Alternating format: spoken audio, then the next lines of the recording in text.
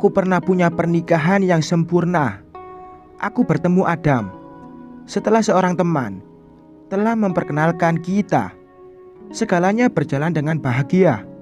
Kami pacaran selama 3 tahun sebelum akhirnya menikah. Aku hamil pada tahun pertama pernikahan kami. Saat itulah dia mulai bertingkah. Rasanya keadaan jadi terbalik secara drastis. Adam mulai sering pulang larut malam dengan alasan harus membawa klien untuk minum-minum. Alasan yang diberikannya terdengar seperti trik kuno untuk mengelabui pasangan. Namun aku masih mempercayainya karena dia adalah lelaki yang selalu jujur dan terbuka. Sejak pertama kalinya kita berkencan, lelaki ini adalah pria yang sangat aku cintai. Ayah dari bayi yang belum lahir ini. Kadang-kadang dia mendapat telepon pada larut malam dari bos yang tinggal di luar negeri. Aku percaya padanya. Dia mulai senang pergi dengan mobilnya setiap malam. Ketika aku memintanya untuk mengajakku bersamanya, dia menolak dan akan kembali beberapa jam kemudian. Aku masih tidak meragukannya. Pada satu hari, aku mengalami kram yang cukup buruk di masa kehamilan bulan kedua. Aku harus naik taksi ke rumah sakit sendirian karena aku tidak berhasil menghubungi Adam. Dia datang untuk menjengukku, tetapi akhirnya ia malah mengajakku bertengkar tentang betapa aku telah menjadi beban untuknya. Bagaikan menyapu semua kotoran yang ada dan menyembunyikannya di bawah karpet. Aku ingin semua kekacauan ini tampak baik-baik saja. Aku ingin melihat pernikahan kami bagai gelas kaca yang indah, sewarna mawar. Ini bukan waktu yang tepat untuk membahas kekurangan dalam pernikahan kami. Bagaimanapun, kami akan punya bayi. Kami harus berusaha agar segalanya tetap berjalan lancar dan baik-baik saja. Kehidupan kami juga telah berhenti. Dia berulang kali mengatakan padaku bahwa dia lelah dan terlalu stres karena pekerjaan. Saat itu aku sedang berada di awal kehamilan, dan yang aku baca, saat hamil muda masih aman. Sebagai ibu baru, aku juga konsultasi ke dokter kandungan juga. Dia memberikan lampu hijau soal ini. Aku telah berinisiatif untuk melakukan hubungan dengannya beberapa kali, tapi dia selalu menolak keinginanku. Alasannya adalah, aku tidak ingin menyakiti bayi. Kok kamu bisa sih jadi terangsang pada saat seperti ini? Hal ini terjadi beberapa kali selama trimester pertamaku. Ditolak berulang kali akan membuat kita mendapatkan gambaran tentang apa yang terjadi. Aku jadi sangat minder dengan perubahan tubuhku. Tetapi bukankah itu adalah bagian dari kehamilan? Aku merasa terluka, tidak diinginkan dan tidak dicintai. Kemudian hari itu datang juga. Aku sedang hamil 6 bulan. Sahabat perempuanku saat itu mengirim SMS bahwa ada hal mendesak yang harus ia tanyakan padaku. Dia mengirimiku link Facebook dan bertanya, apakah pria dalam gambar itu Adam? Dengan perut melilit, aku mengklik link tersebut. Di sana terlihat gambar Adam di sebuah album Facebook di sebuah klub malam terkenal di Singapura. Ia sedang mencium perempuan lain di bibir. Adam, suamiku, tukang selingkuh. Aku belum pernah melihat sisi tersebut. Aku melihat foto itu dengan lebih teliti. Wanita itu cantik, mempesona, dan sangat menarik. Sedangkan aku di sini sedang membulat bagai bola karena hamil. Aku benar-benar merasakan bahwa kepercayaan diriku menghilang tak bersisa dari tubuhku. Tanda-tandanya memang ada, namun aku tak pernah berpikir bahwa ia berselingkuh dariku. Terutama pada saat kita baru saja memulai sebuah keluarga.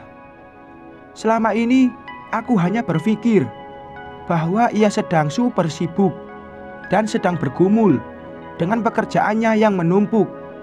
Apa yang harus aku lakukan? Haruskah aku meninggalkan dia? Bagaimana caranya? Aku membesarkan anak ini sendirian. Apa yang orang lain pikirkan nantinya? Semua pertanyaan mulai berhamburan dari pikiranku. Rasanya ruangan di sekitarku berputar. Nafasku rasanya terhenti. Aku ambruk di lantai dan mulai berdarah. Saat terbangun, aku sedang berada di sebuah ranjang rumah sakit KK. Di bawah terangnya lampu bangsal rumah sakit, dan di tengah-tengah rasa pusing yang menderaku, aku melihat bahwa Adam ada di sana. Dia mendatangiku dan mencari tahu apa yang menyebabkan ini semua terjadi.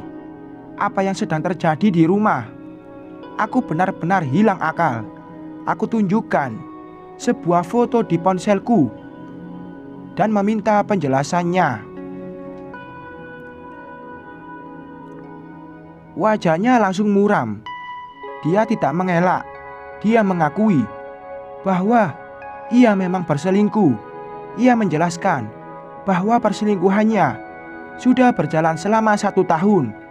Nama perempuan itu Kelly, seorang model asal Thailand. Mereka bertemu di sebuah klub dan dia tidak menyangka bahwa keramah tamahan biasa akan berubah menjadi sesuatu yang lebih dalam dan berbahaya. Dia menyalahkan aku karena tidak menjadi wanita yang sama. Setelah kami menikah, temperamenku mudah berubah dan sikapku juga tidak menyenangkan padanya, sehingga ia memutuskan untuk pergi.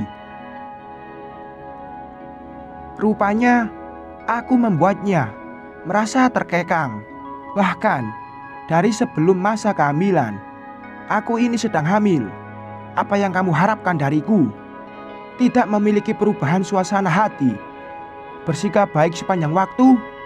Tanyaku dengan sangat frustasi. Aku merasa sedang berhadapan dengan seorang anak-anak. Betapa tidak dewasanya ia.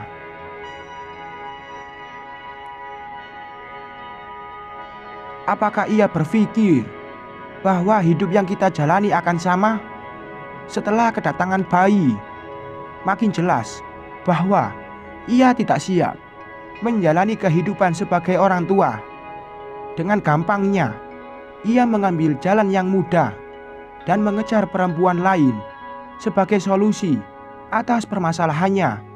Tidak ada satupun pikirannya yang masuk akal bagiku. Dia mengatakan bagaimana ia mulai jatuh cinta padanya karena ia tidak rumit dan sangat menarik, sehingga ia tidak bisa mengontrol dirinya sendiri. Dia juga menyadari bahwa ternyata ia tidak siap untuk menjadi seorang ayah.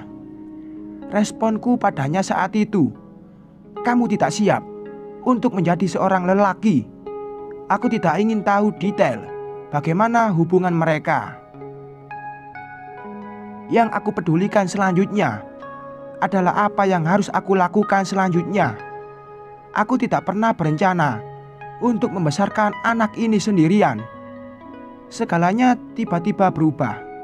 Dalam hitungan menit, Apakah aku punya rencana cadangan?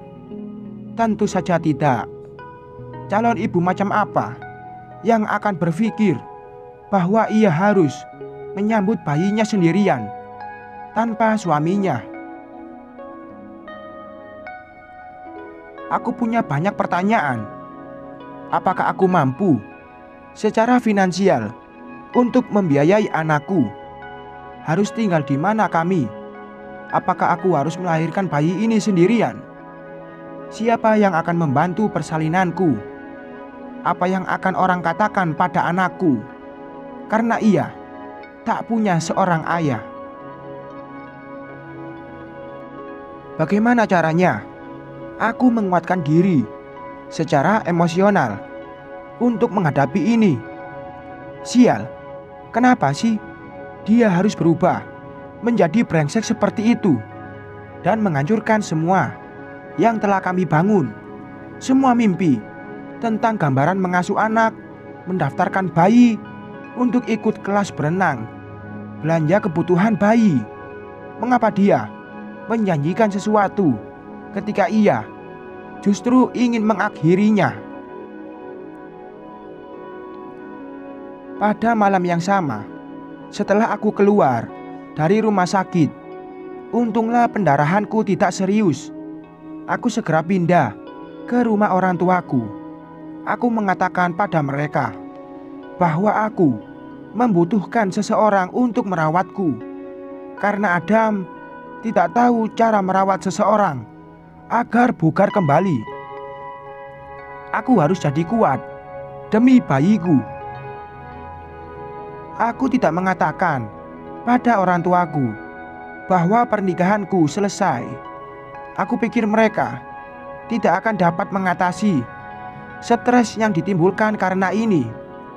Adikku mengemas barang-barangku dan membawanya untukku.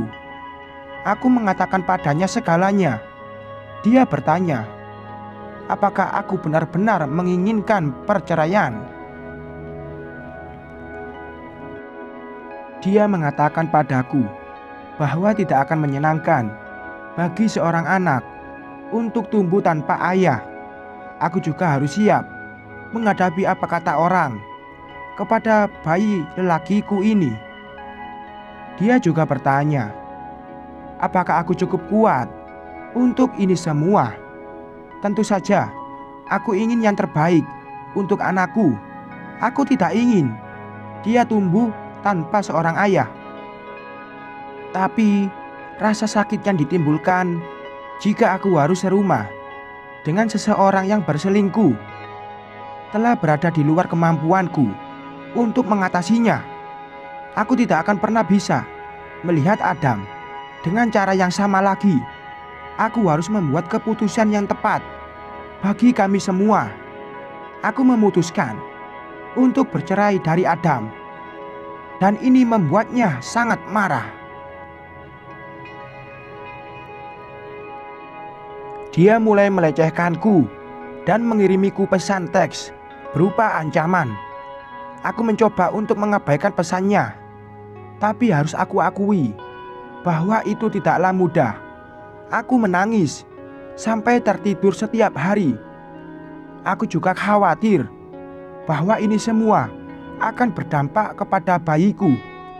Orang tuaku tidak pernah tahu alasan sebenarnya mengapa kami bercerai. Mereka juga tidak pernah menyelidikinya secara mendalam. Saran dari ayahku adalah, anakmu membutuhkanmu, sayangku. Jangan meratapi masa lalu. Itu akan membuatmu makin sedih. Aku tahu bahwa keputusan ini berat. Tak peduli apapun alasanmu untuk meninggalkan Adam, tapi kamu harus mengutamakan hal yang terbaik untuk bayi ini. Adam adalah seseorang di masa lalumu. Ia mungkin bukanlah masa depanmu. Anakmu lah masa depanmu. Anakku Greg sekarang berusia 1,5 tahun dan merupakan bagian dari kebahagiaan yang ada di rumah kami.